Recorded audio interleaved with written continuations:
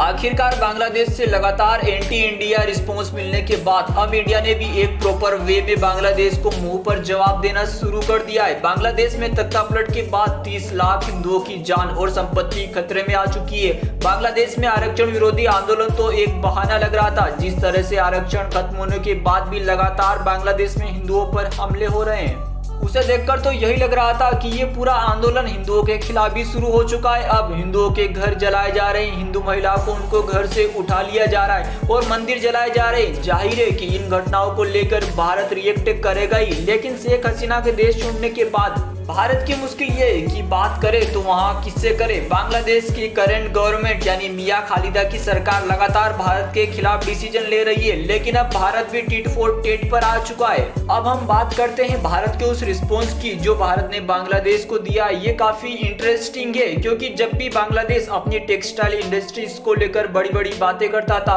वही देश अब बिजली कटौती के डर से कांप रहा है। अब ये भारत का थोड़ा सख्त वाला रिएक्ट शामिल है, जिसमें इंडियन गवर्नमेंट ने अडानी ग्रुप के साथ मिलकर बांग्लादेश को एक नोटिस दिया है। तो कहानी शुरू होती है बांग्लादेश के उस बिजली के नोटिस से जो अडानी ग्रुप ने दिया है। अब इस बिजली नोटिस में एक्चुअली में है क्या, जिसमें अडानी ग्रुप ने बांग्लादेश को दिया है? दरअसल इसमें जो इलेक्ट्रिसिटी सप्लाई अडानी ग्रुप द्वारा बांग्लादेश में करी जाती है, उसका बकाया चुकाने के लिए बांग्लादेश को कहा गया है, जिसमें 800 से 900 मिलियन डॉलर का बिल है। अगर बांग्लादेश की करंट गवर्नमेंट इसको 4 दिन में अडानी ग्रुप को नहीं देती है, तो वहाँ की सारी बिजली सप्लाई अडानी ग्रुप द्वारा काट दी जाएगी। और ये बात कोई छोटी मोटी रकम की नहीं है, 800 मिलियन डॉलर की है, जिन्हें भारतीय रुपए में हजारों करोड़ रुपए में कन्वर्ट किया जा सकता है।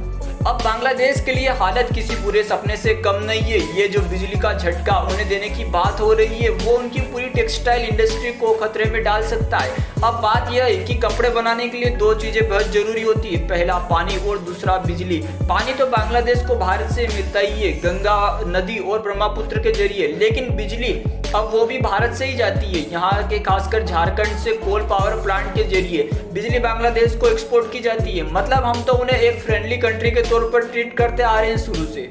तब से बांग्लादेश में तख्ता पलट हुआ है। भारत और बांग्लादेश के रिश्ते में लगातार तनाव बनता ही जा रहा है, लेकिन जब बकाया 800 मिलियन डॉलर के करीब जब पहुंच गया है, तो भारत को भी सोचना पड़ेगा कि इतने बड़े एंटी इंडिया बांग्लादेश के रिस्पॉन्स के बाद में हम आपको एक्स्ट्रा टाइम क्यों दे, हम अल्टीमेटम क्यों दे। अब समस्या यह है कि बांग्लादेश की पूरी अर्थव्यवस्था का बड़ा हिस्सा उनके टेक्सटाइल उद्योग पर टिका है। अगर वहाँ की बिजली कटौती होती है तो उनकी टेक्सटाइल इंडस्ट्री पर सीधा असर पड़ेगा। कारखानों को बिजली से चलाना होता है और पानी से कपड़े बनते हैं, तो ये दोनों चीजें नहीं होती तो टेक्सटाइल इंडस्ट्री की हालत तो ऐसे ही पस्त हो जाएगी। इसलिए बांग्लादेश इस नोटिस के बाद पूरी तरीके से टेंशन में आ चुका है। ढाका में पिछले कुछ महीनों से बिजली कटौती पहले से ही चल रही है। राजधानी के लोग अब रात में मोमबत्तियां जलाकर बैठने लगे। हर रात ब्लैकआउट होता है और पूरा शहर अंधेरे में डूब जाता है। अब सोचने वाली बात यह है कि अडानी वाकई बिजली की सप्लाई बंद कर दी तो क्या वहाँ हालत होगी। अब ये लोग मोमबत्ती लेकर तो टेक्सटाइल इंडस्ट्री चला नहीं सकते हैं। अब बांग्लादेश की सरकार का रिएक्शन भी देखने लायक है। मतलब सीधा है, भारत सरकार से बोले कि हमें कुछ महीने का समय और दे दो या फिर थोड़ा सॉफ्ट लोन दे दो ताकि बिजली बिल चुका सके।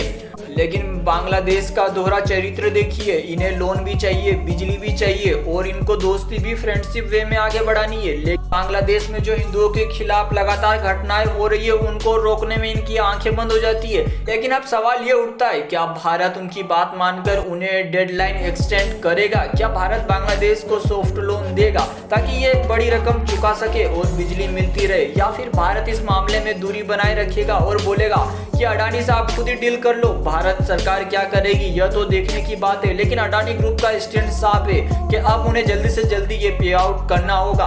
और एक मजेदार बात यह भी है कि बांग्लादेश की सरकार ने भारत सरकार से गुहार लगाई है कि आप अपनी कंपनी को समझाइए। अब भारत सरकार समझाए भी तो किस आधार पर? भारत ने अपने नियम नीतियों के हिसाब से बांग्लादेश को बिजली बेची थी, ऊपर से फ्रेंडली रेट भी दिया था। अब बांग्लादेश को इस रकम का भुगतान तो करना ही होगा और ऐसे में देखना यह है कि भारत का अगला कदम क्या होगा।